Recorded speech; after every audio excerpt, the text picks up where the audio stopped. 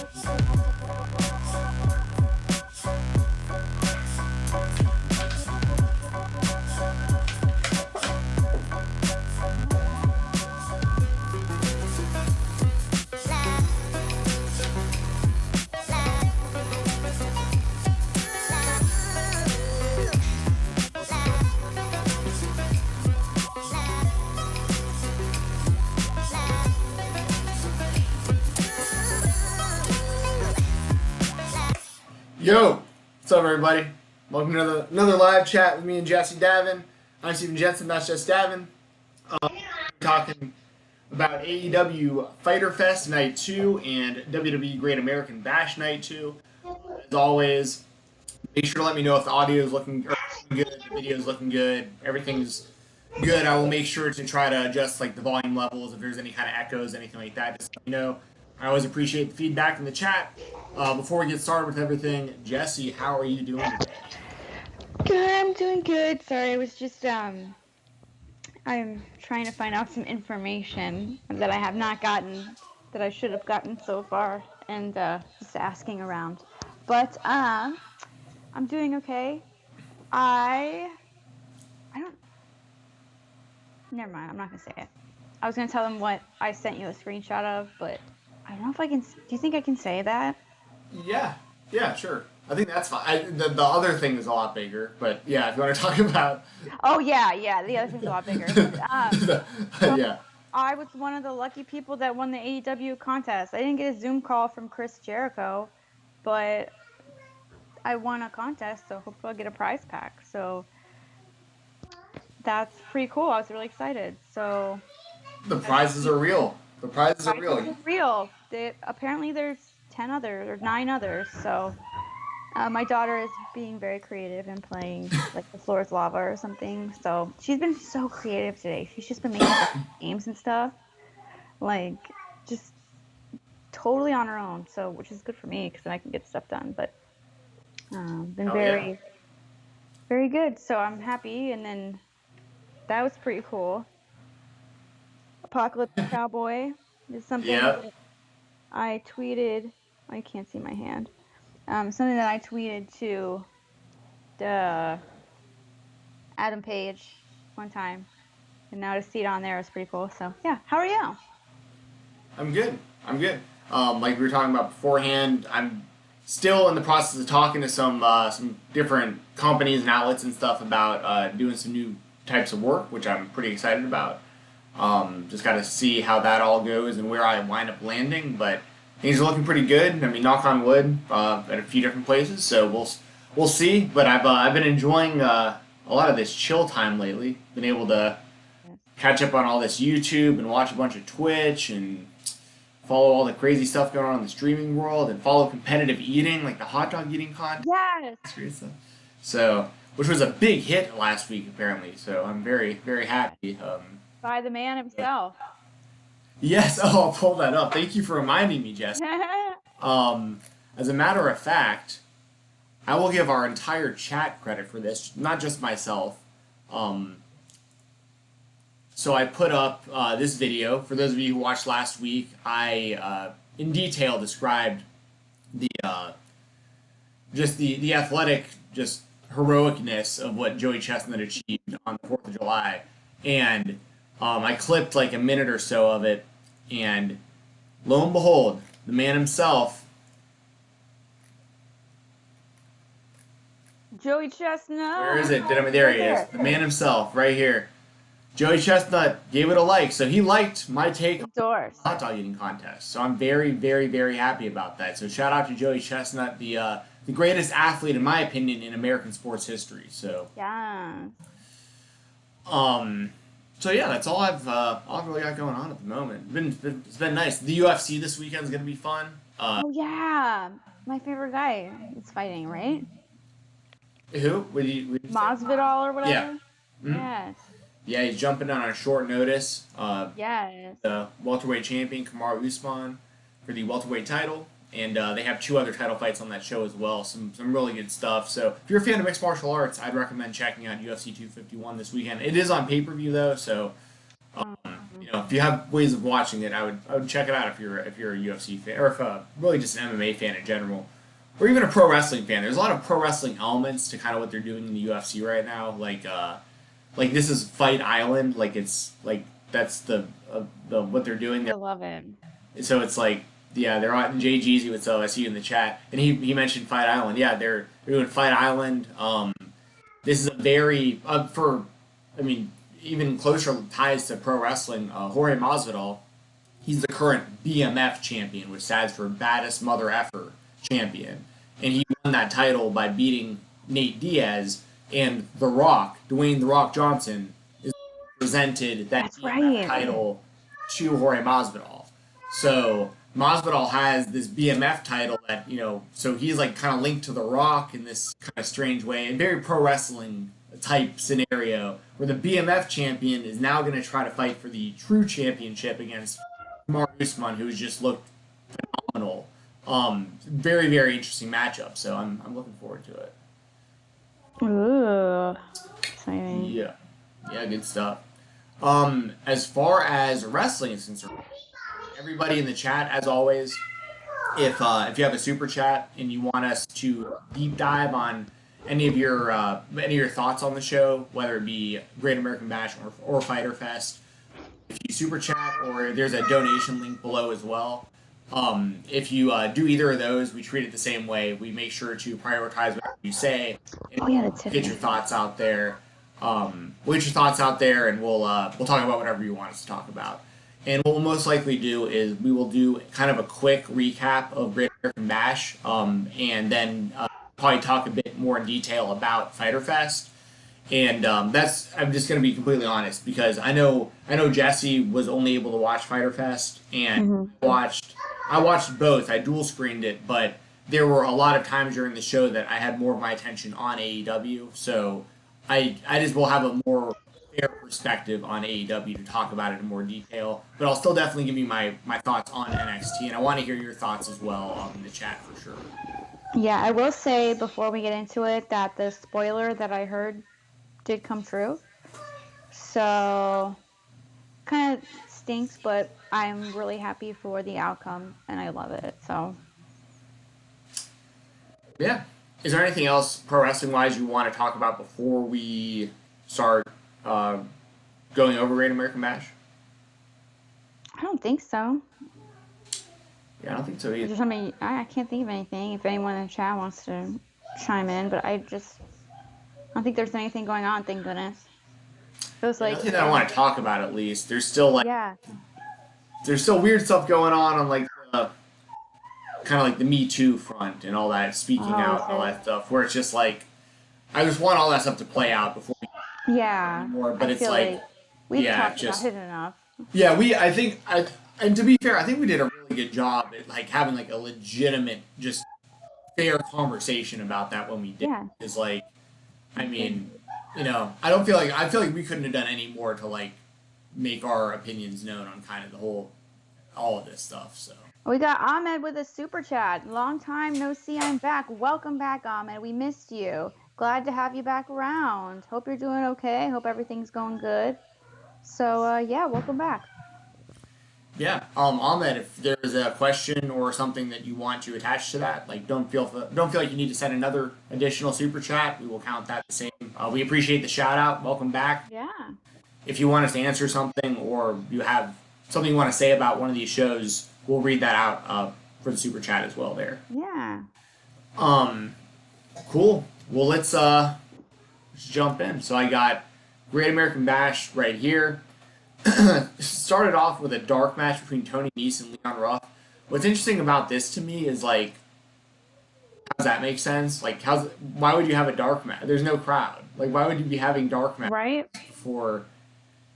I mean, unless like it was supposed to go on night one or something, there wasn't enough time, so they like didn't air it. I don't know what.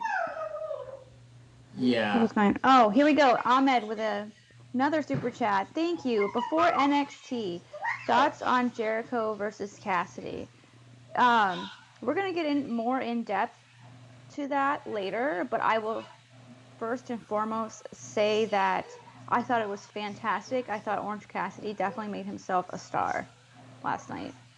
Yeah, I absolutely loved it, and we'll talk in detail about that. And we just because that's going to come later on in the show, we won't like go deep on it right now on it. But my initial thoughts is I really love the match. So,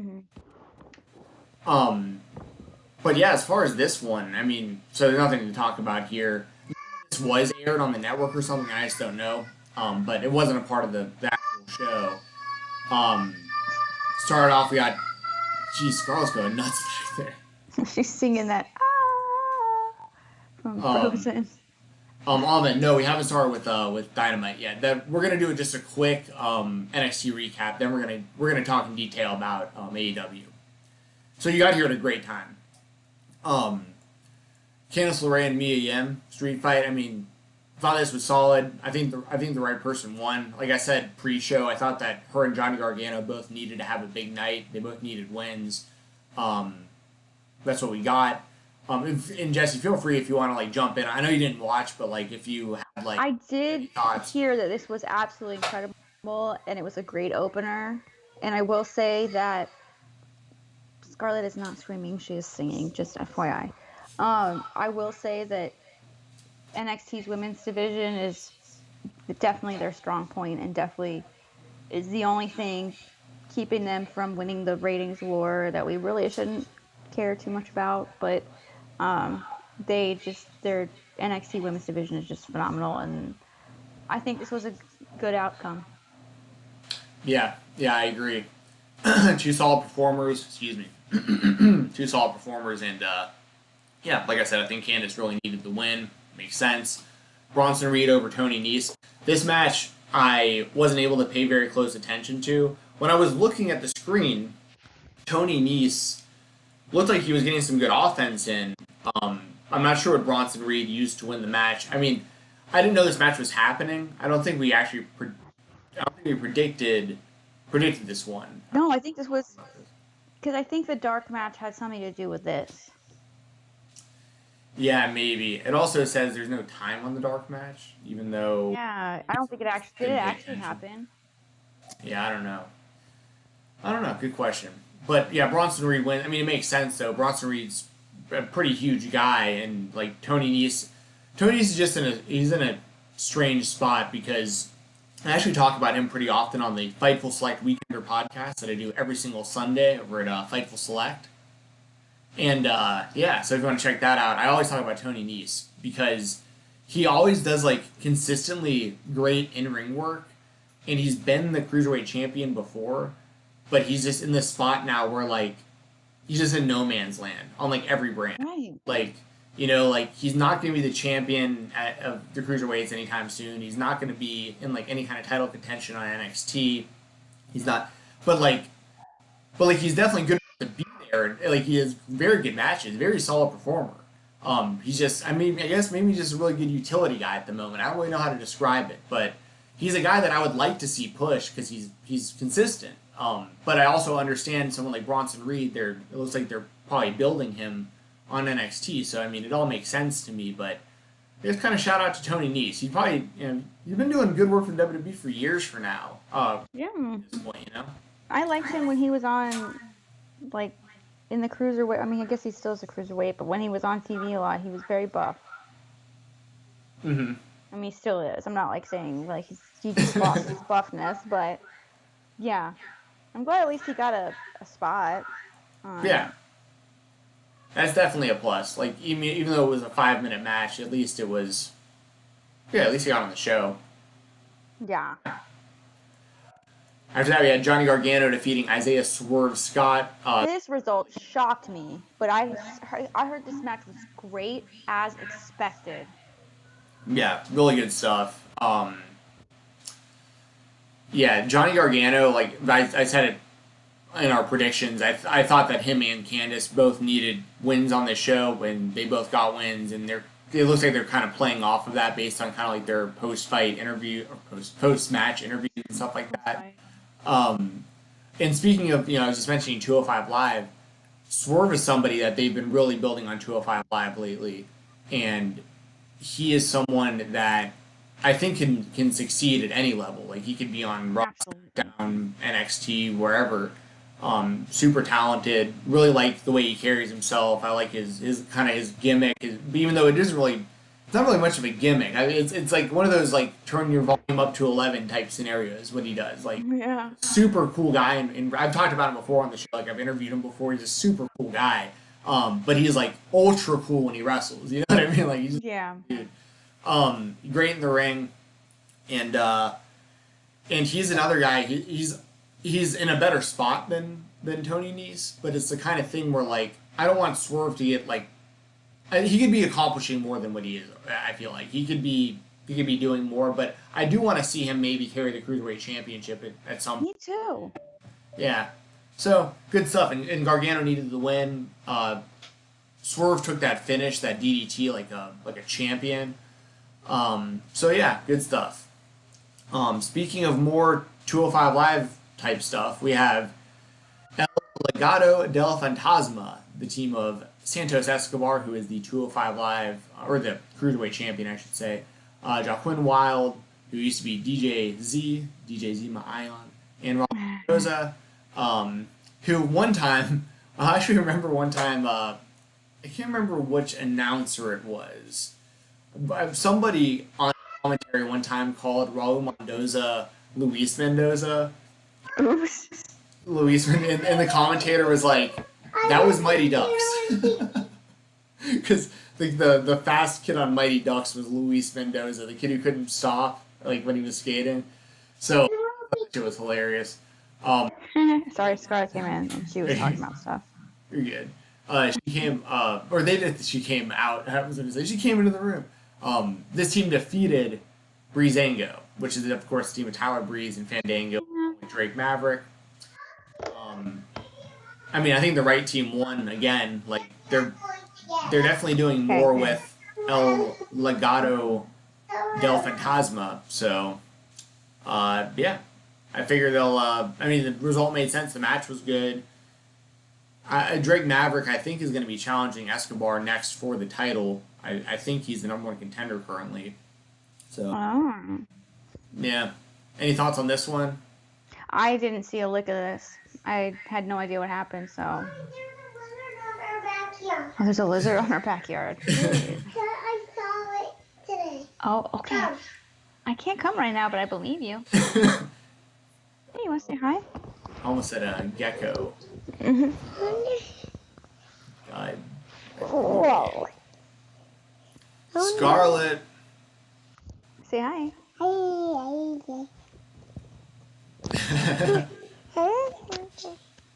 What? No, it's not his birthday anymore. Whose birthday was it? It was your birthday. She was remembering your birthday. Oh, yeah. That was like a month ago already. Yeah. Thank you, though. Whose birthday is it today? I don't know. I don't know whose birthday it is today. Whose birthday is it? Whose birthday is yours? What is it? Jay-Z with the scarlet shot up. Whoever wants to hang up, not hang up, wins the challenge. Okay, don't hang up and win the challenge. Cool. I love how she knows exactly where the microphone is. Yeah. She just leans And right don't into it. forget to win our supplies, get makeup, and wake up. Get makeup and rise up. No, wake up. I don't know. It means like. Oh, like up. Oh. Thank you. She's trying to help the channel. Yes, thumbs up. Give And the the video a winner like. challenge gets to go to our house. Oh, I don't know about that. Yum, yum, yum. Bite your hair. Cut. Don't cut my hair. I want. Cut. Anyways, you can go over this. I didn't see this one either. Yeah, this one was obviously quick. Mercedes Martinez squash match over Santana Garrett. Makes perfect sense as far as I'm concerned. They're building Mercedes Martinez. So there's really not a whole lot I can say there. But the main event was obviously fantastic. I had to keep switching between this and the AEW main event. Like I had them on two different screens, but I had to kind of divert attention back and forth. From what I saw, this was great. I think Keith Lee winning it's fine. Like Adam Cole, I've said it 1,000 times. I think Adam Cole has, he's the most valuable person the WWE has under contract currently, as far as potential superstar that they just have, right there. Like he checks every box the WWE could want, aside from the size and height. He's not as tall as what they would prefer, which might hurt him, which would be a real bummer. But Adam Cole is just fantastic. He was a great NXT champion, arguably the best NXT champion in history. Great stuff. Had great matches. So, yeah. Didn't he sign a new 3-year contract? I heard something about him recently re-signing, because there was those rumors out there that he was going to be a free agent later this year and could potentially go to AEW. And then I started hearing that there was they were going to be locked in for a few more years. I heard 3 years. I don't know, but it's definitely interesting. What does Undisputed Era do? Scarlet, volume down, please. I'm really happy for Keith Lee, though. I do love Keith Lee. I think that he's incredibly talented, and if anyone's going to be a double champ, I think it's him. Yeah, it makes sense for him to be the one. I mean, 'cause if not Keith Lee, it would basically have to be Karrion Kross. That's the only other person, and it looked pretty clear based on the end of the show. Keith Lee's holding both belts. Karrion Kross is watching from the rafters or the press box or whatever he was sitting in or standing in. But yeah, I mean, good stuff. I mean, Keith Lee, I think Keith Lee's going to lose the title to Karrion Kross. I think it's just a matter of like, will he lose the heavyweight title or will he lose the North American title to him? I'd imagine it'll be the world title, but then again, like, why would you give Keith Lee the world title and the other title? I don't know. The double champion thing is a little strange. It's cool, but it's a little strange. Like, how are they going to do that? But yeah, because then I feel like they have to defend both titles, or else they lose credibility. Yeah.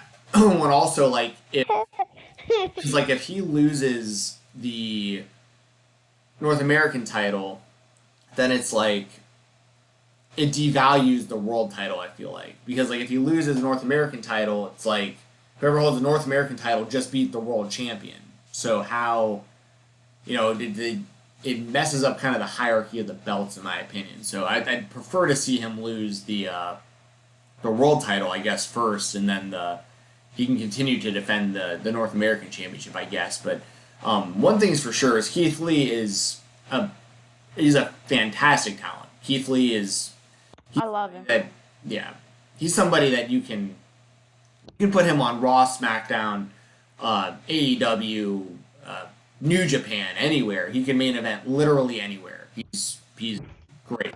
So I'm all for it. I'm just getting worried about Adam Cole. Jay Jeezy says I'm afraid of Adam Cole getting lost in the shuffle on the main roster. I'm terrified about that. And the saddest thing too is like, if I feel that way about Adam Cole, I mean, I feel the same but worse for O'Reilly, Fish, and Strong. Because it's like, man, if I can't be confident that Adam Cole is going to be okay, you got these other guys who, like, I think are, I think Kyle O'Reilly is as good as Adam Cole on almost every level. Like, and I worry, like, about him, too. I worry about Roger Strong. I worry about I worry about Bobby Fish the most, to be honest, of the group. So yeah, I don't know. I'm with you, Jay Jeezy. Yeah. Sorry, I was feeling with mom things. Mom stuff. She's called me a poop, so. Oh, that's what you get. Mm-hmm. What did Peter Davies say? I mean, if TNT are happy with the ratings, that's what matters. If beating NXT doesn't really matter. Yeah, I'm with you on that.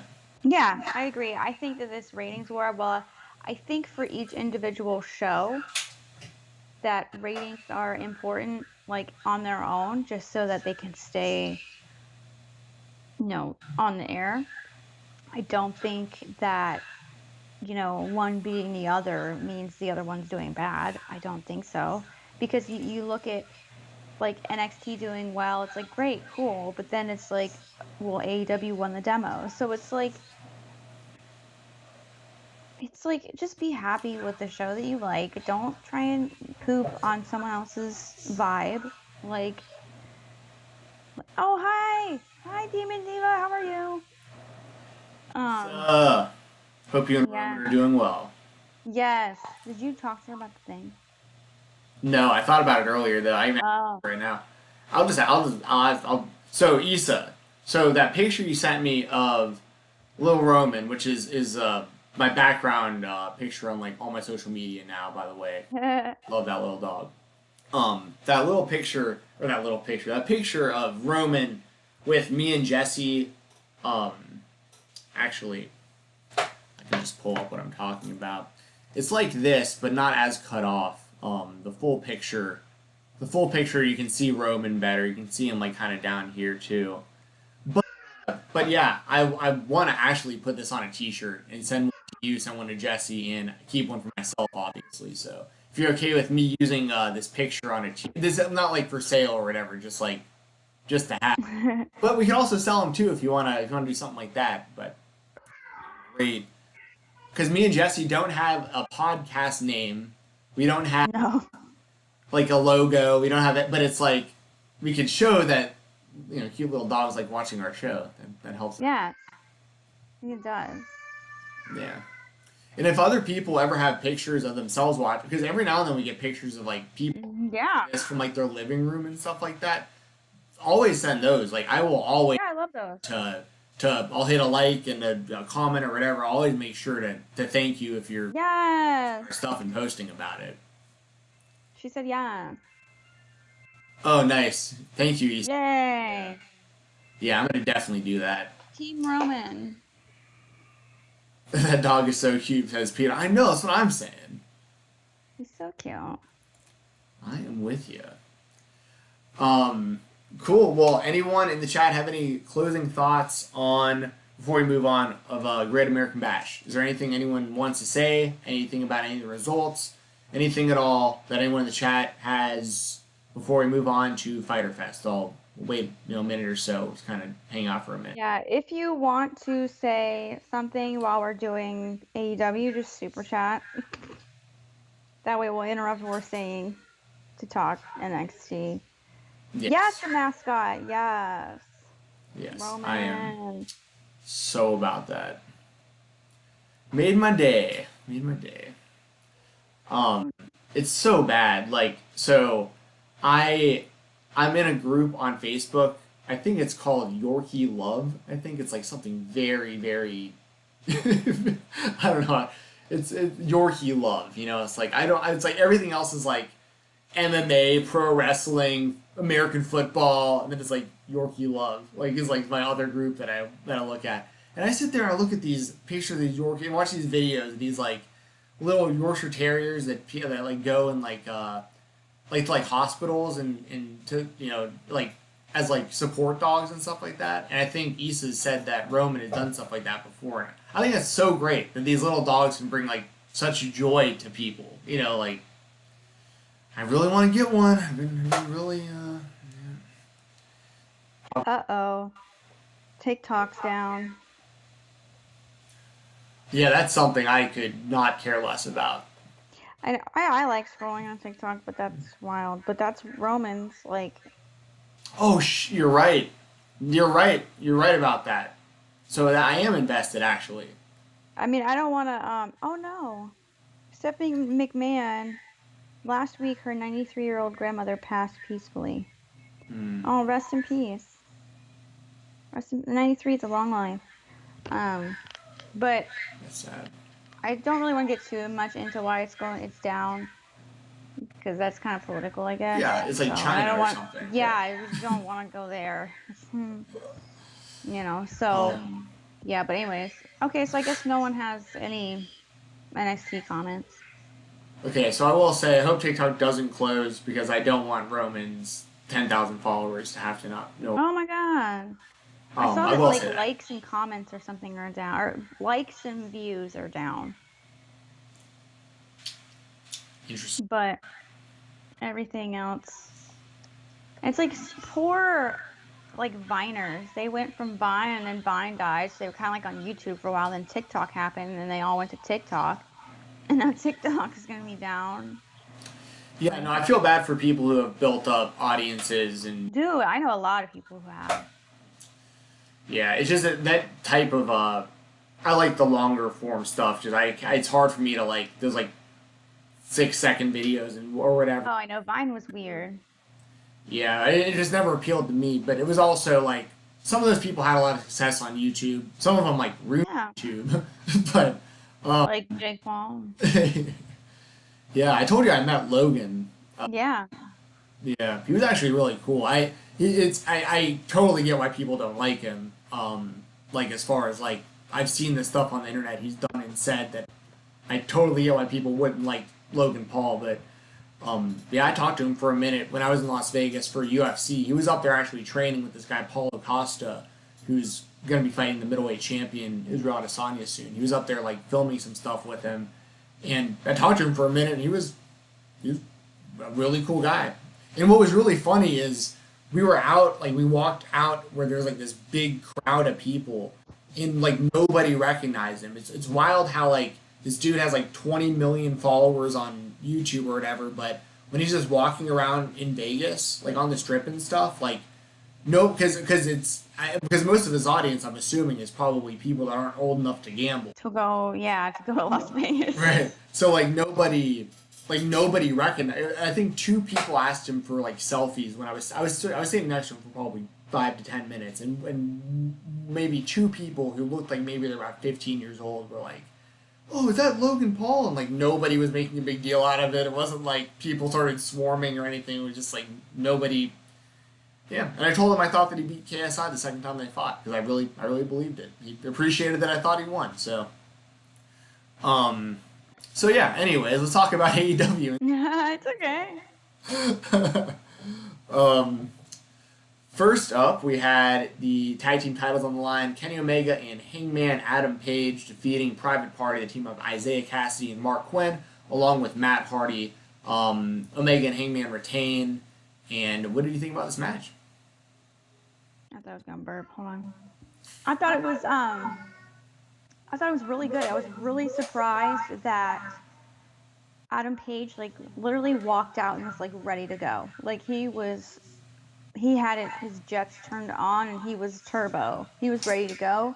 Him and Kenny Omega, it almost felt like they were both like really angry and they were like, you know what? They were kind of mad about last week and they were like, well, let's just go out there and get the job done and then we can just leave each other alone. That's what it kind of felt like. Thought it was a really good match. Thought it was fantastic. I thought Private Party looked really good. Thought it was a really good match.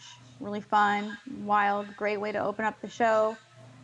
And Kenny and Adam Page retain. And it looks like there's not too much animosity. Because it really looked like they just turned on the tag team jets and just went and won. And it was really cool. It was really like interesting dynamic. It'll be interesting to see how it blows over next week, or maybe on Being the Elite. So yeah, I thought it was pretty good. What did you think? Yeah, everything you said, I thought it was good. I thought it was a solid tag match.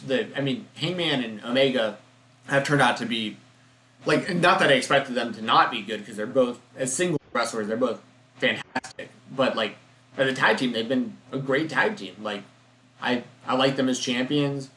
I feel like they're a real team. You know, at this doesn't feel like a thrown together like they feel like a real tag team. You know, and they're having consistently great matches. I think it was right for them to win this match. I don't think Private Party's ready for the belts yet, but I absolutely view them as future tag team champions. Like they're only going to keep getting better. Right. And I still think the alliance with Matt Hardy is still interesting because you still have Matt Hardy as a part of Private Hardy. And, it's such a stupid joke. But you also have him aligned with the Elite at the same time, which causes this like strange conflict of interest, which I think is interesting. Yeah. I think it is. It's got depth. Yeah. And that's always good. Like there's a lot of different ways they can go with that stuff. And it almost feels like AEW has almost like an honor system, like a self-awareness where it's like Kenny and Hangman are like, okay, we get it. You know, they're Private Party's a young team. We want them to grow and do better. It's okay that Matt Hardy, a seasoned veteran, be on their side to help them out and coach them. That's okay. Like, you get a pass to do that. You have no animosity towards us, but we appreciate you wanting to push the future of our company forward, kind of thing. Yeah, totally agree. JGZ, Private Hardy, LOL. Matt Hardy's new gimmick. Ooh. Private. Isn't Jeff Hardy already kind of doing that on SmackDown? Yeah, I guess. Greg Cherry, thanks for joining the chat, man. Always good to see you. And Brian Rumpel also said something about AEW. Hangman Page will be the AEW World Champ by this time, or by the time the year is over. Yeah, I can see it.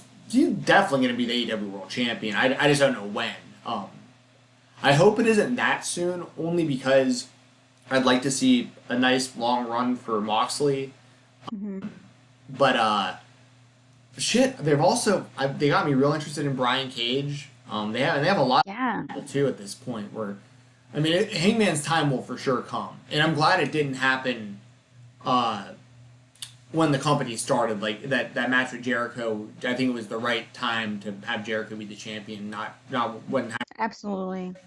So, but I'm with you that Heyman is for sure going to be a champion. So we get another super chat, Jesse. Yes. That out. Thank you so much, Ahmed. We really, really appreciate it. It says Hangman and Omega must fall apart. Look at this angle. I'm assuming angle. If not soon, their single career will be affected. No one would pay attention. Just opinion. I think that's very fair, and that's true. I feel like this tag, them keeping and staying a tag team, would probably hurt Adam Page more than Kenny Omega. I feel like Kenny Omega has established himself as a singles competitor all around the world. But Hangman Page still has some proving to do. I mean, he lost to Jericho. What was that? Was that All Out? That was All Out. And he's got a lot to prove. And I think that when it does happen, they'll both greatly benefit from a split. But it does have me intrigued as to when it will happen. Yeah, I totally agree. And I think we both have basically, because for a while it was pretty clear that it looked like Hangman was going to be like the one to probably Turn. heel, yeah. And Kenny, I mean, the thing with like the Young Bucks, for instance, is like they can be great heels, but how would that work in AEW? And the reason I even think about that is because I want to see Heyman, or I want to see Omega turn heel, and I want to see. I do too. And I want to see him and the Young Bucks as the Elite. Like, that's the three. Like, the Elite is those three guys. They're the three original. They're the three, like, have them be the Elite. The Elite. Elite. The Elite. I always thought it was B. Elite. Which is so motivating. Yeah. Yes, yeah, for sure. That is actually way more motivating. Yeah, I can be B. B. Yes. Elite. B. Elite. We got another super chat. Sweet. Thank you, Harold. Yes, Harold. Fyter Fest was A+. Wish people also watch Dark as well. I watch Dark occasionally, especially now that they put up the results. Yes. Well, yeah, they'll put up like individual matches now too, like where you don't have to watch like the whole show. Oh, they do. So while I'm like just hanging out watching YouTube, every now and then like just an AEW Dark match pops up, and I know it's only going to be 15 like 20 minutes tops. And it's nice because like I usually just leave it on. I'm like, oh cool, I'll just watch a random Dark match with knowing I don't have to invest like hours and stuff into it. Although I do watch, depending on what's on Dark, they actually put on a lot of really good stuff. It's just a matter of keeping up with it. I watch Being the Elite every week. I review that for the Fightful Select Weekender as well. Yeah. What did you think about? Would you agree with Harold that Fyter Fest was an A+? Yes. I thought it was great. Yeah, I did too. I really enjoyed it. Mm-hmm. Thank you again, Harold, for the super chat. Yes, and Ahmed, thank you. And Ahmed, yes. And Ahmed, I think I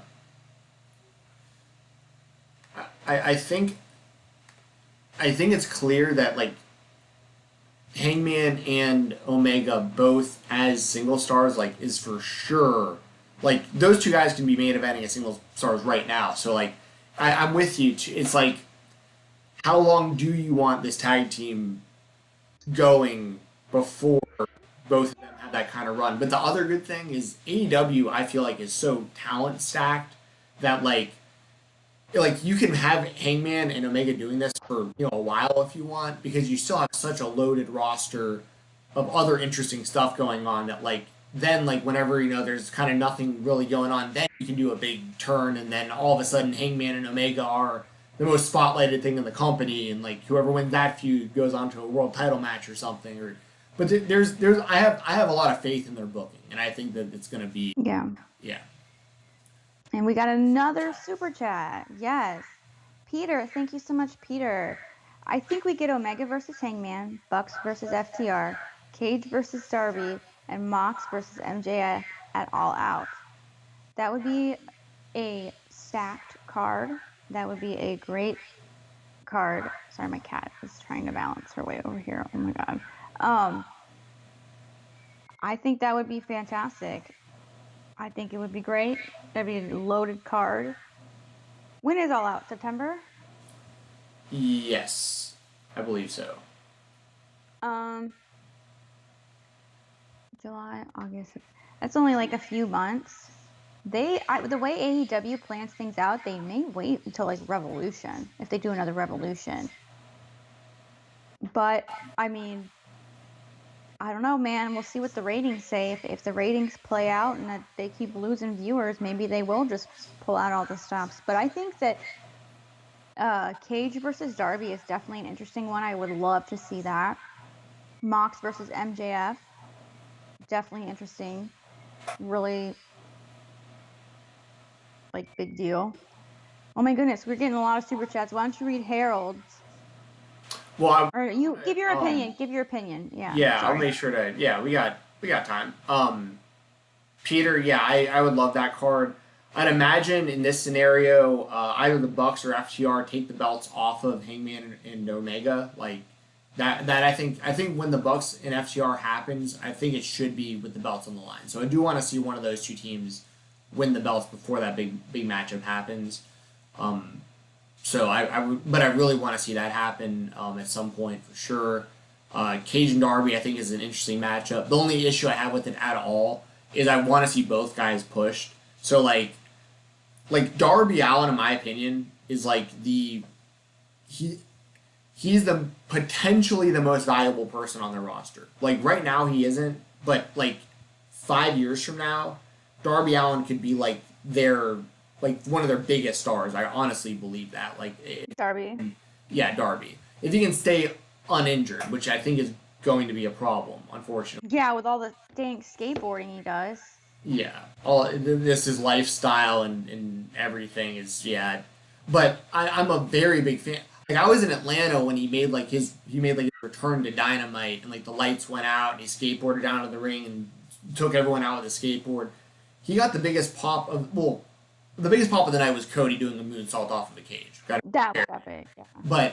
But on that same show, like a rivaling level pop was Darby Allen, and I was like, I've been a fan of his since the Indies. He's the guy I was watching in bars and in high school gyms and stuff in front of like no people. Like I am a huge fan of seeing how high up he's progressed so fast. Like I'm a very big fan of his. And same with Brian Cage. And Brian Cage, I feel like they have quickly elevated, built him to a level where like I actually believe he might be Jon Moxley. I don't think he's going to, but it's like believable. And they gave him the FTR title or FTW title, which is FTR, the FTW title, and it's like I remember that from ECW. Like that's kind of a crazy cool callback, Yeah. And MJF, I don't know if the time's yet for him to be the world champion, but anytime they put MJF, like MJF will be the AEW champion. I don't know when it's going to happen, and if it happened tomorrow, I'd be totally fine with it. If it happened a year from now, I'd be totally fine with it. I want to see MJF as the champion. So. Yeah. Harold says, wanted to add Lance as my favorite entrance. Lance Archer, I'm assuming. So yeah, shout out. Yeah, it's pretty cool. Yeah, he was lifting up Sonny Kiss. He always beat someone up beforehand. Pretty cool. Yep. If you want to read the next one from Ahmed. Sure, Ahmed. It says that's the thing I love AEW, but you said it. Too many superstars, a really huge roster. They don't have enough time to build up current stars. And he said, add this, please. I mean, even storylines ain't that strong. I'm all in with AEW, but they got to be careful. I can agree they do have a lot of stars. I think the benefit to AEW is that they're still a young company and they can still pick and choose who they want to be the stars. It's really hard when you only have one show 2 hours a week to build these. I mean, obviously you have Dark too, but let's be real, not everyone's watching Dark, not everyone's watching Being the Elite. A lot of people don't have time to do that. They just have time to sit down and watch the weekly television show. So it's going to be very interesting to see as we go towards the future how storylines play out in AEW, what their formula is. Like we kind of get what WWE does, but we really don't have a good idea of what AEW does if they do have a formula. I feel like it's very independent based on who's like managing their matches and their storylines backstage, sort of thing. So it'll be very interesting to see in the future what happens. I feel like they've done a pretty good job. I feel like they've done a really good job so far of managing the storylines and not letting things get lost. But yeah, we will see. What do you think? Yeah, I have faith in their booking. Like, I think I understand where Ahmed's coming from. I get that, but I'm also like their roster isn't like full of a bunch of like they have some former WWE stars obviously, but they've been really selective about who they've brought on. So like you know what I mean? I feel like they've made the right decisions for the most part on like who they've brought into the company. There's obviously some nepotism there with some of the people on the roster, like that's undeniable. I don't want to like name names to like put anyone down, but there are certain people who like to me it's pretty clear that they have jobs because of relations they have with people who make decisions in the company. So there is that, but for the most part when you're looking at like main event level people, especially like someone like Brody Lee, for instance, I think it's great that Brody Lee is in the spot that he's in with AEW. I think he should be highlighted as like a main event level guy. He's getting opportunities he didn't get in WWE that we were all complaining about that whole time. Where it's like, why aren't they doing anything with this guy? Well, now another company is, so I'm fine with that. But while this is all kind of like boiling up in the crock pot, you have this other level of guys who are going to need to break through to the next level. It's just a matter of who and when. Like, I think Hangman's one of those guys. I think Darby's one of those guys. I think MJF is one of those guys. I would have said Samuel Guevara, but, like, we got to see kind of how that plays out with what he's dealing with at the moment. There's quite a few people that, when their time comes, they will need to be elevated to that next level. But AEW is also still so young that, like, for instance, if, like, Darby Allen were to defeat Moxley for the world title, like, if Moxley held the title for another half a year, and then Darby Allen was the one to dethrone him, for instance, or if Darby was the one to beat Cody for the TNT title or something like that, I think it would mean a lot. Like, I think it would put them on that next level. So I don't think they're in a bad spot at the moment, but it'll be concerning if they ever get to like a TNA level where like they just keep bringing in old names and none of the or even WCW keep bringing in WWF stars, never elevate the cruiserweights and the mid carders. Like I understand the concerns there, but I don't think that AEW's in that position yet at all. Yeah. Ahmed says Jake Hager is done. He was huge when he arrived. I don't think so. I would disagree with that. I can see why you would think that. But I think right now he's a very important part of the inner circle. And right now with everything going on with Sammy Guevara, the inner circle has kind of been put on hold. So I feel like we shouldn't lose hope yet. Yeah, I see where you're coming from here, Ahmed. I really do. The problem is that Hager hasn't won anything significant at all since he's been in AEW. Like, every match that's mattered, he's lost. So, the way they did it with Cody kind of helps him a little bit, because, like, I mean, it made him look stupid that he was holding his submission hold and letting Cody pin him and, like, didn't notice. Which, you know, I'm not really huge on that, but it still also kind of protects Hager, because, like, it's not like Cody, like, beat him up. So, I mean, he did. It was a good match. So, I don't know. I see where you're coming from, though, Ahmed. I don't really know what they can do with Hager at the moment other than, like Jesse was saying, like, just have him continue to help bodyguard Jericho.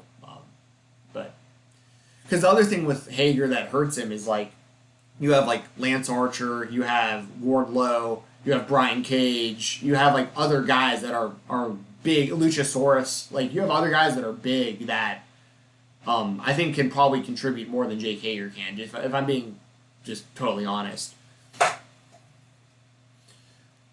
Up next we had, speaking of Lance Archer, with Jake the Snake Roberts defeating Joey Janela with Sonny Kiss.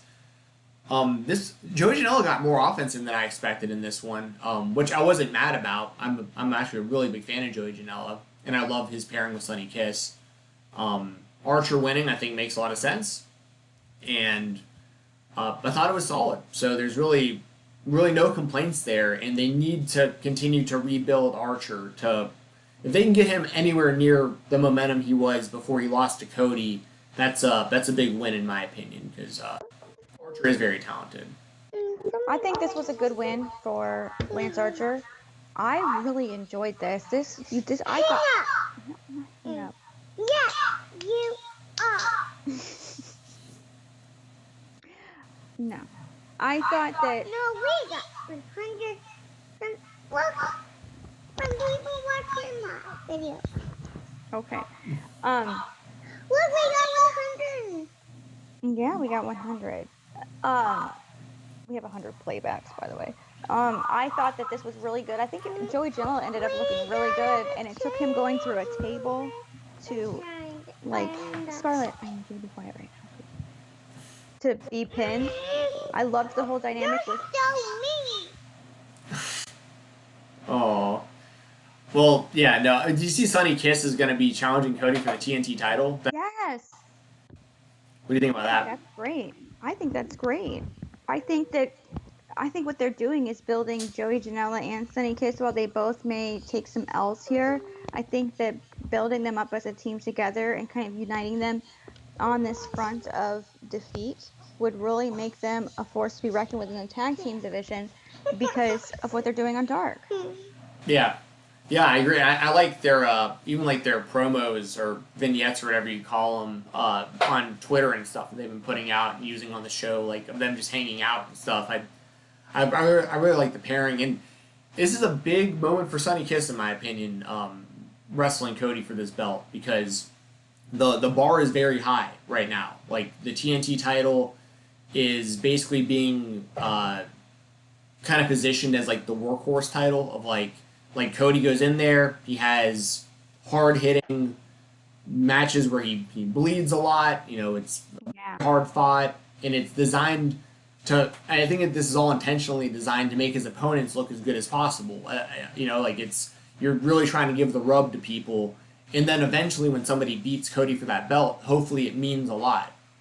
And in Sonny Kiss, I don't see Sonny defeating Cody, but similar to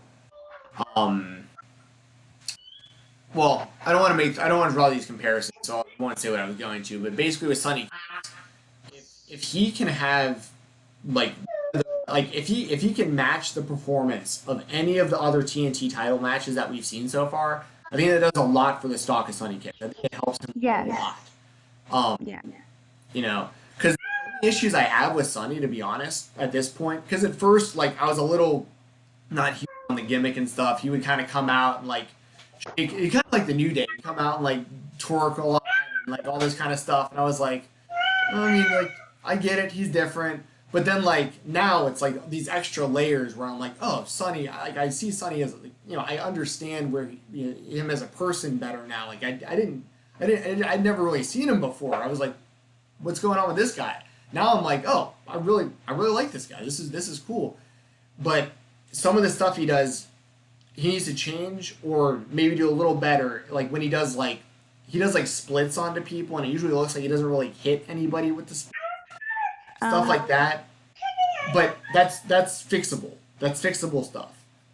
So if Sonny can have a good match with Cody, and Sonny's had good matches. I'm not saying Sonny Kiss has never had a good match. He's got to prove himself against Cody. I'm just saying, if Sonny Kiss has a great match against Cody, the Sonny Kiss is you know what I mean? He gains a lot more new fans, I think. Yeah, I think so. I think this is and I've been wanting to see him on television more. I was kind of sad that he just kind of went away for a while. But I'm really glad to see. And it also gives me faith in AEW that even if someone kind of disappears for a while with AEW, that they haven't given up on them like I would feel in WWE. It's just, there's nothing right now for them. And obviously this could play out differently or whatever, but it does give me faith in other people that we may not see as much of now that just give them time and they'll work something in for them, because I feel like they signed these people for a reason, and it's money that they've invested in somebody and they're going to use it eventually. But I do think that Sonny Kiss does need a statement match, and I feel like this could be it, and Cody is the person to do it. Whether he comes out victorious or not, I don't know. I'm not sure. I don't really think so, but I feel like win or lose in AEW, you can come out looking like a star, as we'll see further down the card. I couldn't agree more. In a match where I was actually very surprised with the result, we had the Butcher and the Blade and the Lucha Brothers, the team of Pentagon and Phoenix, making their returns to AEW competition. They defeated the team of FTR, of course, Cash Wheeler and Dax Harwood, and the Young Bucks, Matt and Nick Jackson. Jesse, what are your thoughts on this one? Oh my goodness, I was about to. I actually was surprised with this result. I feel like it makes sense that FTR and the Young Bucks would lose because they can't get along. It adds further tension, adds to their feud. If they would have won, it would have been kind of weird to see them like celebrating together. So I think this was a good outcome. I thought this match was amazing. I know that Issa was in the chat saying there was a lot going on in AEW, and this was one of those matches where I can see, if you've just tuned in for the first time in a long time, you might have been like, whoa. It's very overwhelming. This reminded me of a Cirque du Soleil show where you're watching and there's literally like 1,000 things going on in the background of the show that if you go and watch the show 100 times, you'll notice something different every time. There was a lot going on and there was a lot to pay attention to. It was very overwhelming. I loved it, do not get me wrong, but there was a lot going on. It was fantastic. Very Lucha Bros style match. Exactly their style, exactly what I expected. Very hard hitting, hard flying. Oh gosh, she got a cut. Hold on. But yeah, I liked it. Yeah. Yeah, I mean, I thought the match was really, really good. There were some really great spots in this one. Told a good story. I liked how there were certain points where FTR and the Young Bucks were doing double team moves together, like which I thought was really, really great. Especially, I thought the match was going to be over when they did the spike pile driver, where one of the members of FTR was holding. I can't remember who they had, but had him up for the pile driver, and one of the members of the Young Bucks jumped off and did the spike. So I enjoyed that. Yeah, I thought it was really, really good. I was just assuming that FTR and the Young Bucks would win because it's kind of like this dream team that we, first time ever seeing these teams, wrestle together. But at the same time, the Butcher and the Blade really needed something, I think, and I think the Lucha Brothers definitely needed some momentum coming back on the show. Also, I'm kind of over Lucha Brothers versus Young Bucks for a while. Like, it's always good, but I feel like we've seen that so many times in AEW alone since the company started. So I would like to see the Lucha Brothers go in like a different direction. And they're both great as singles performers also. I mean, Rey Fenix might be the best high flyer in the world right now in any company. And Pentagon, I thought Pentagon's work in Lucha Underground was fantastic. I thought his work in Impact Wrestling was great as well. His stuff in AEW is good, but I don't see him on like the same level like I used to. And I'd like to see him get back up there because I think Pentagon is super talented. But he's got to stop with the Cero Miedo, like, 30 times a match stuff. I don't know how many times he did it last night. I don't feel like it was as many as normal, which is nice. But there was a while there where, like, he was doing that so many times, it just took me out of the match every time he did it. And if he fixes that and like can kind of get back kind of the killer type persona he had in Lucha Underground, I mean, there's a lot they can do with Rey Fenix and Pentagon Jr. for sure. And obviously, they're slowly building still to Cash Wheeler and Dax Harwood versus the Young Bucks, which will inevitably happen. So I'm looking forward to that. This all made sense. Ahmed says, Lucha Bros are a big reason why I love AEW. Yeah, I could understand that.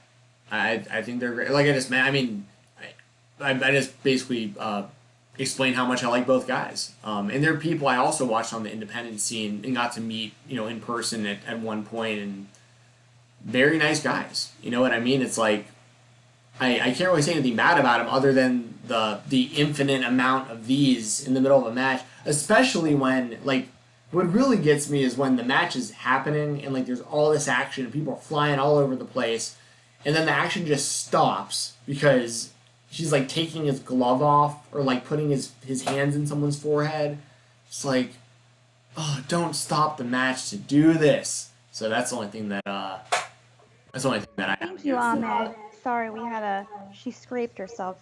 She's sitting in a laundry basket watching her iPad. She got a boo-boo, so we had to go put a Band-Aid on. But she's okay. I gave her M&Ms. Nice. Good choice. But yeah, I was listening to what you were saying, and thank you, Ahmed. Lucha Bros are great. I'm happy to see them back. And Peter, that's actually a good point. The amount of editing in the matches, I hadn't really. Oh, yeah. That's a good point. And thank you, Ahmed. You've super chatted so much today that I will definitely. Yeah. Thank you for. We appreciate We really enjoy watching it. Up next, we had Nyla Rose taking on what was to be announced, which was later made. Kenzie Page and Kylan King, I guess is how you say it. Kylan? Is she British?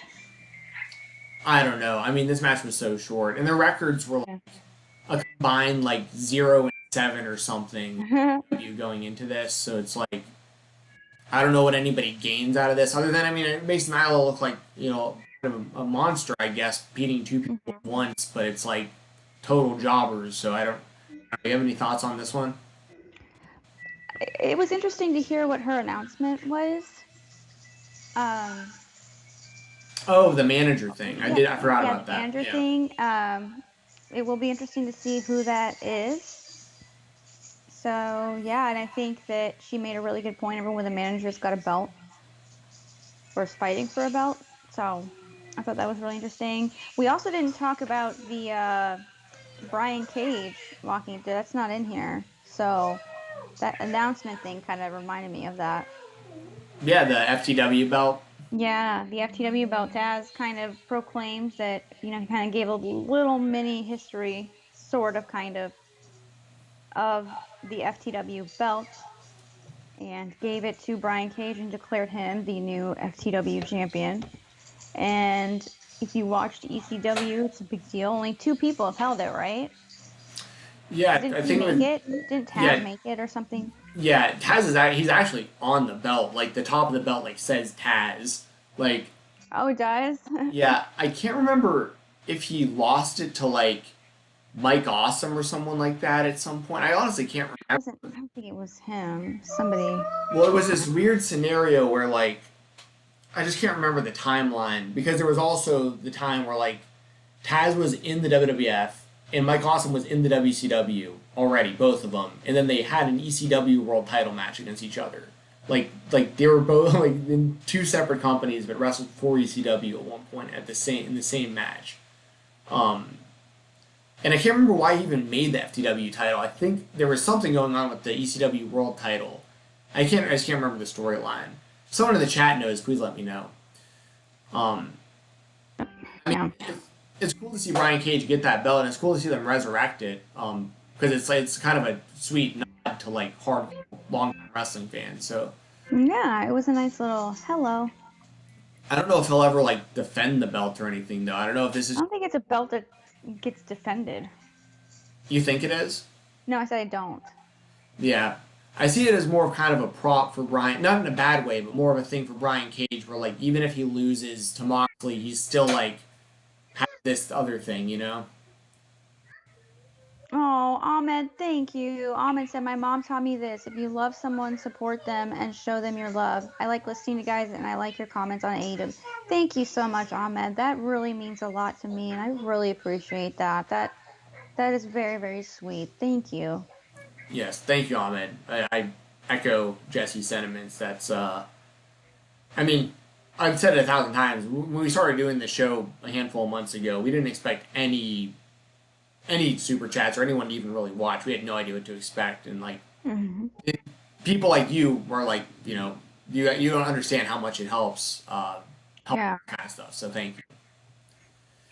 I will say in like 2 weeks, I may have a big announcement, like a really, really, really, really, really big announcement in a couple weeks.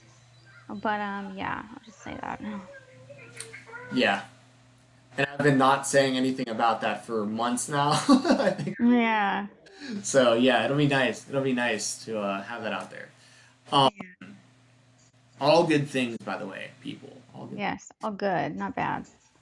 Um, well, as far as moving on in the show, another match that Yeah. we had Cole Cabana and the Dark Order, which comprised of Brody Lee and Stu Grayson, defeating the team of SCU, Christopher Daniels, Frankie Kazarian, and Scorpio Sky. What were your thoughts on this one, Jesse? I thought it was a good match. I thought that Dark Order needed a win, so that worked. It was good. It was really good. Colt Cabana's hematoma bruise madness was out, and it was real. So that looks like it hurt a lot. I thought it was good. I think it made Dark Order look better. They needed a win. I was kind of losing a little bit of faith in the whole Dark Order thing for a while there. But this really did help. Very interesting. Very intrigued to see where we go from here. So I thought it was good. Yeah, I really enjoyed it as well, and I like that there's been multiple matches now where Brody Lee has like finished off the opponent and then let Colt Cabana Yes. fall. Yes, that was cool. Yeah. Yeah, I think that's good storytelling. It leaves it intriguing because like you can see that Colt really enjoys getting these wins, so it Yes. makes you really think that he could really join the Dark Order. He kind of already has, but he's like an unofficial member at this point. Yeah. Brody Lee, I think like I'd still be fine with him being the world champion. I like his gimmick. I like what he's been doing on the microphone. I like what he does in the ring. Like I'm a fan. Same with Stu Grayson. I've been saying for a while. I think he's kind of like, oh wow, Whoa, that was really close. yeah, wow. So if my internet Oh my happens to God, go God out doesn't in the- like Stu Grayson. if the stream cuts off for any reason, that would be it. Yeah, that would be why. Oh my God, what? Hey. Scared the hell out of me. Anyway, Yeah. I didn't expect it at all. It hasn't been nothing. It's not raining or anything. That was great by you too. Stu Grayson. God doesn't like Stu. Yeah, so I think Stu Grayson's pretty good. So, anyways, yeah, I really do like Stu Grayson. I really do. I think that he's kind of the dark horse of the Dark Order. Like he's one of the guys that I think will become a star. I think he's going to be the one to like break up the Dark Order eventually. Like he's going to be the one from like the inside to like take out Brody Lee or something like that. I just have this feeling that there's more to be done with Stu Grayson. I think he's really talented. So yeah, I like seeing that. I like seeing this, and I think SCU. I'm not a huge fan of SCU. Like I'm just not. They're all solid in the ring, but if you have to ask me what I'm more interested in, SCU or Dark Order, for me it's Dark Order all day. So I'm totally fine with all this. Yeah. Main event, thought was fantastic. Really Oh my God. it. Chris Jericho, along with Santana and Ortiz, defeating Orange Cassidy, who had the best friends with him, and then told them to like stay back, and then they saved him, which was great. Yeah, I love this match. I mean, the right person won. It made Orange Cassidy look great. I mean, everybody won in this one. So, Jesse, Yeah. give me your thoughts. I thought it was great. I loved that Orange Cassidy cannot be bothered to get a new shirt. It just has the blood on it. I love that it's still there. It's still red, which is weird. It would probably have oxidized by now, but anyways. I love that he did the whole thing and then just told them, I got this. But then they still came out and saved them. I was waiting the entire time for him to level up with the orange juice because that was his thing on the indies. He would drink the orange juice and then he would just hype up. And you saw a Spit little it in bit of people's that faces. yes. And you saw a little bit of that when he got a little bit in his mouth when they splashed it on him. And there was that jug just sitting there. I'm like, dude, drink the juice, drink the juice, drink the juice. No, but I really, really like this. I had said that I really wanted Orange Cassidy to win, and I think you said it, and then people in our chat said it as well. That changed my mind. Was that Chris Jericho is seen kind of as like a jokey, gimmicky guy right now. He's really embracing the meme a little too much. He needed a win just to solidify him still as a legitimate baddie that could beat you in a wrestling match. And I think that he did that, but he still needed help from his friends, which is fine. Kind of solidifies the inner circle a little bit while they're on a hiatus. I love this match. The near falls, I thought it was great. Orange Cassidy kicking out of like everything was fantastic. Chris Jericho kicking it. There were fantastic near falls in this match that made sense. There weren't too many near falls, and I'm like, all right, come on. They were spaced out. I feel like a lot of, sometimes you'll get too many near falls. You're like, okay, come on, how many more times are we going to kick out? And they'll kick out like right at the last second. These were spaced out. The kickouts were at various times. I really loved it. There was a lot going on, but it was easy to pay attention to. Orange Cassidy is a star. People who hate him, I would be really curious to see what people who are hating on Orange Cassidy before think of him now, because now he's proven he's not just there to put his hands in his pockets and slightly kick people. He's there. He's legit. So I loved it. Yeah. Well, there was so I watch AEW with my friend Mike pretty much every week, and he was over again last night. We're watching the show, and he was getting text messages from one of his, like, just like a random friend of his that I guess he's pretty good friends with, but the guy hit him up. The guy does not watch wrestling, and he was like, "Hey, I turned on AEW because I know you watch it." He's like, "Who is this Orange Cassidy guy, and how can I see more of him?" So like Orange Cassidy actually like is bringing in new fans to the audience too. Like, it's like not like it's not, you know what I mean? Like that's really interesting to me. Is like how many other people watched this show, didn't know who Orange Cassidy was, and Orange Cassidy is now their favorite wrestler. Like that's amazing to me. Yeah, I think that's great. Oh yeah, Roman Reigns matches. Yeah, I was thinking more like NXT. They do it a lot. Their matches are great. Don't get me wrong, I'm not knocking on NXT, but sometimes the near falls are just too much, and it's like, okay, come on. But I agree. I have friends that don't watch wrestling at all. They really don't like WWE. They think it's childish and silly and kind of ridiculous, but they'll watch AEW because they really like it. The best man at our wedding watches AEW. I was like, what? You watch AEW? He like didn't even mention. He's like, yeah, I watched that. I really like that way better than WWE. I was like, oh, okay. So, but yeah, I thought that Fyter Fest was fantastic. Thought the main event delivered. I was not able. I hear it's on YouTube. I was not able to watch the Puppy Battle Royal because my husband turned on the news, the local news, which is, current events. We keep up with our local news, so whatever.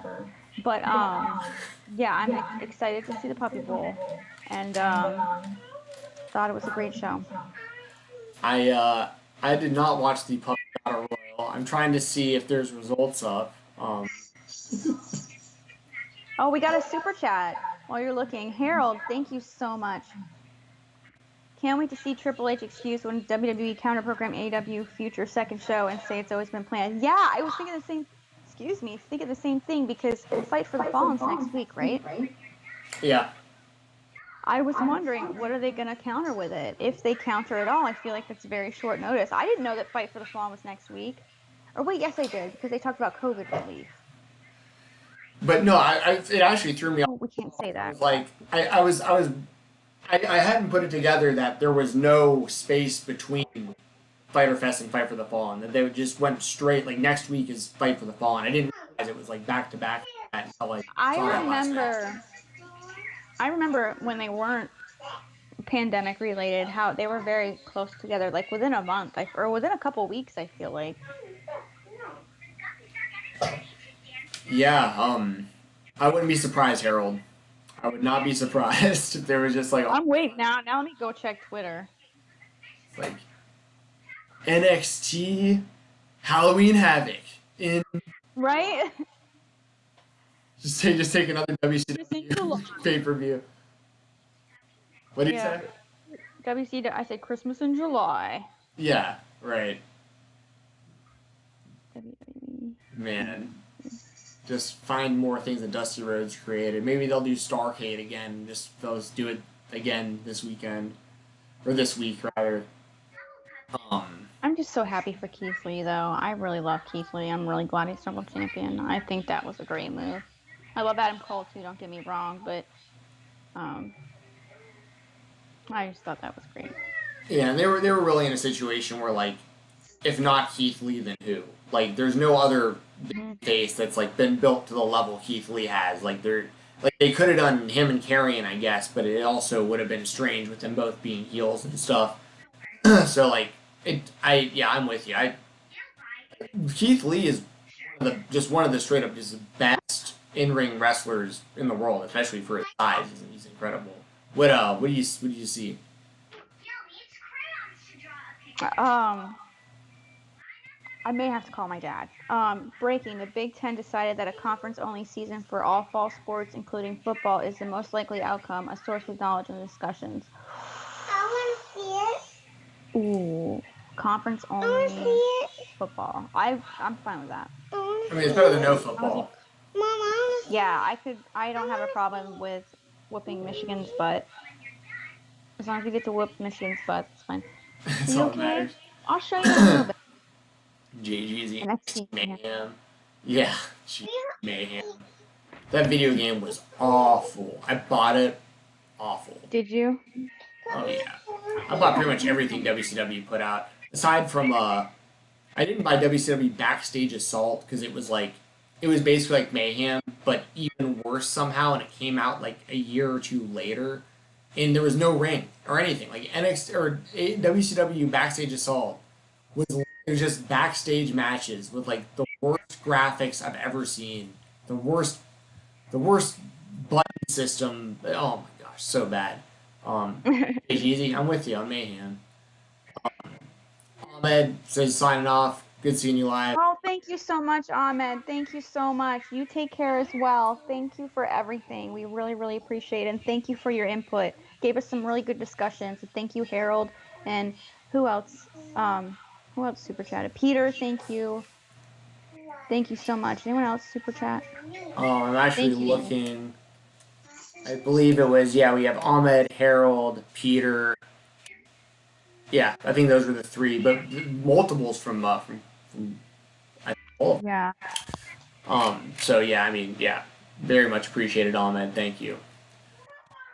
Is there anything else that anybody else in the chat wants us to talk about before we do our sponsors and all that stuff? Because if there's any computer charger really quick.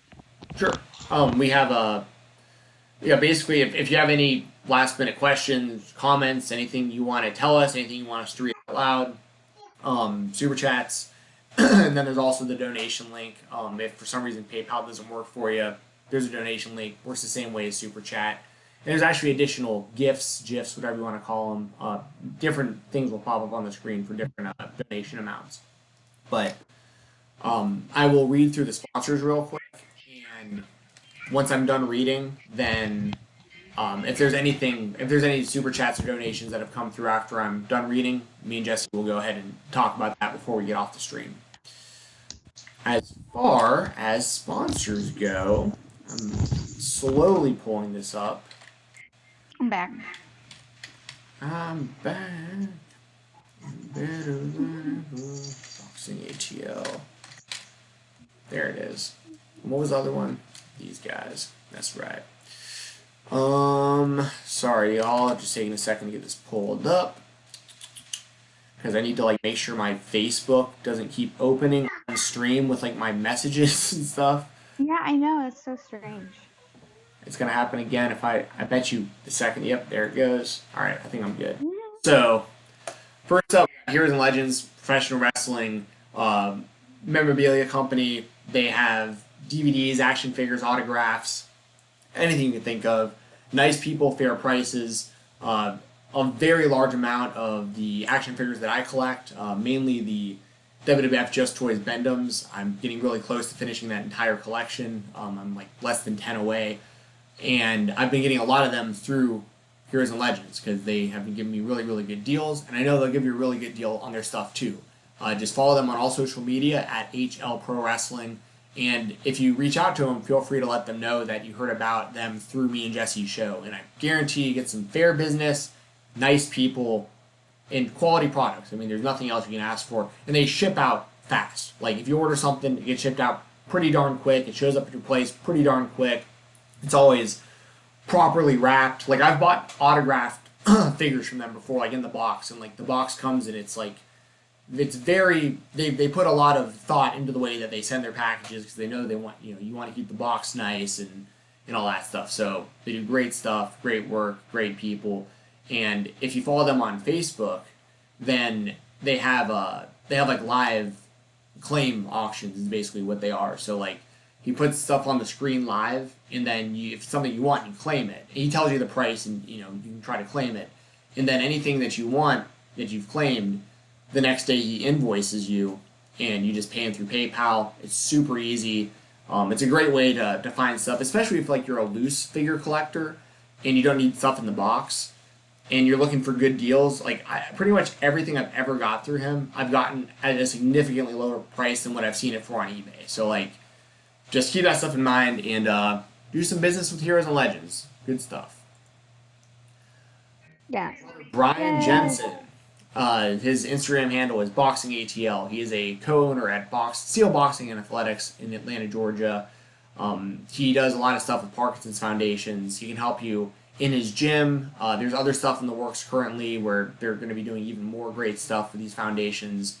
He can help you over Zoom, so like remotely. He can help you if you're not in the Atlanta, Georgia area or anywhere nearby. He can meet you outside, like at a park if you want to hit mitts, like out in the outdoors or whatever it is. If you're looking to lose weight, get in better shape, learn some self-defense, or actually compete. He helps, he corners professional boxers and amateur boxers and stuff like that to help you reach your goals. Once again, that's Brian Jensen. Hit him up on Instagram at BoxingATL. And once again, let him know that you heard about us. Let him know that you heard about him through us. And I promise you will get a good deal. And once again, he's my brother. If he doesn't give you a good deal, I'll make him give you a good deal. I'm his older brother. Still, it doesn't matter if he knows how to professionally box or not. I'm still his older brother. You know what I'm saying? Yeah. And then moving on, we have last but not least, Wrestle Rumble, place to be for all fantasy pick'em contests for pro wrestling and all these raffles that have just been incredible.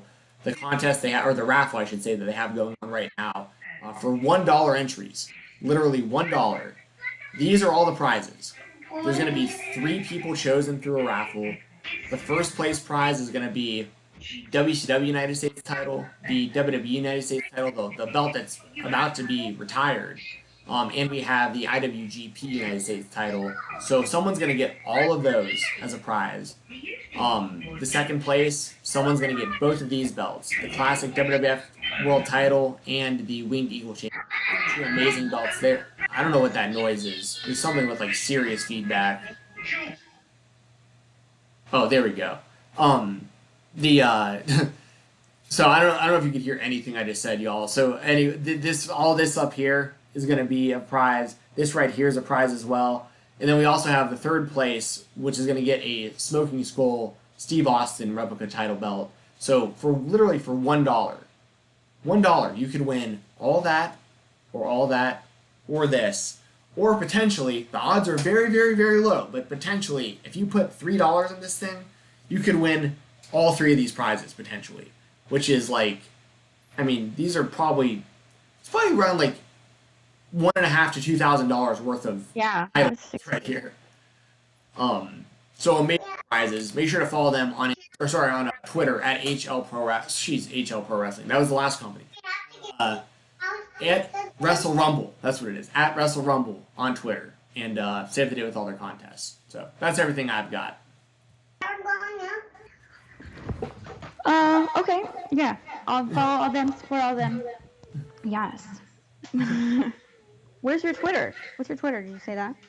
No, my Twitter's right underneath me. It's at FightTalk _ FIGHTTALK _, and I've got Jesse's about to be pulled up here. There you go. Yes, there it is. The best way to follow me and to follow everything that I do is on Twitter. As you can see, I've lost subscribers for some reason. I don't know. A lot of people have been losing followers a lot lately. Oh well. That's the best way to support me. I would encourage you to please follow me on there. I try to keep all my other social media private. So that's the best way to follow me, keep an update with me. The really best way to get into contact with me is through my OnlyFans, onlyfans.com/Jessie the Buckeye. Same as my Twitter handle, JES. There you go, right there. Yes. Just go to my Twitter, hit that link, and subscribe. I answer my DMs every day, multiple times a day. Oh my goodness. I update and I'm talking with people on there. I don't go into my Twitter DMs. I don't like them. It does. And yeah, make sure you're subscribed to the YouTube channel if you like what you see here. If you've liked what we talked about, I encourage you to subscribe and hit that thumbs up button. That thumbs up button really helps the algorithm out. I'm not 4 years old, no. It really does help the algorithm out to help us get more people. We love our chat. We love our amazing people in our chat. We'd love to get more amazing people in here. We love the environment. Super chill, super vibe. Love it. So hitting that thumbs up really does help us out. Subscribing, you'll always get a notification when we go live. And yeah, so. Yeah. Yeah. And don't know when we'll be back on here next, but usually every couple days or every few days. So yeah, make sure you subscribe. Make sure you're following us on Twitter. That way, we try to do our best to live because we usually don't know for sure until pretty much right beforehand. So Yep. so yeah, try to keep y'all in the loop. But yeah, look forward to seeing y'all in probably a few days. So that's all. Yeah. All right.